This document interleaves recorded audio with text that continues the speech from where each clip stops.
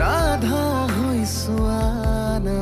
হাই friends, নতুন এটা mini ব্লগলৈ আপোনালোক সকলোকে স্বাগতম জনাইছোঁ। ৰাসলীলা নামটো চাগে এইকেইদিন আপোনালোকে টিভিত দেখি আছে। হয়, ৰেঙনি চেনেলত সম্প্ৰচাৰিত হ'ব লগা এই ৰাসলীলা ধাৰাবাহিকখনৰ আজি হ'ল টেলিকাষ্টৰ প্ৰথম দিন, আৰু তাৰ বাবে এয়া দেখিছে আপোনালোকে এক বিশাল আয়োজন। এয়া চাওক, প্ৰজেক্টৰত চাই আছে সকলোৱে ৰাসলীলাৰ প্ৰথমটি খণ্ড। পৰিচালক মনজিৎ শৰ্মা ককাইদেউৰ নিমন্ত্ৰণ ৰক্ষা কৰি মই গৈ উপস্থিত হ'লোঁ ৰাসলীলাৰ শ্বুটিংস্থলী, মানে হ'ল হাতীচুঙত। তুমি কোৱা না নিমন্ত্ৰিত অতিথিৰ লগতে অভিনেতা অভিনেত্ৰী কলা কৌশলী সকলোৱে চাই আছে প্ৰণৱ বৰুৱা ককাইদেৱে লিখি উলিওৱা ৰাসলীলাৰ আজি প্ৰথমটি খণ্ড। পৰিচালকে ধাৰাবাহিকখন সকলোকে দেখুওৱাৰ যি দিহা কৰিছে শলাগ নলৈ নোৱাৰিলোঁ। ইয়াৰ লগতে সংগতি ৰাখি এটি সাংস্কৃতিক অনুষ্ঠানো দেখিবলৈ পালোঁ।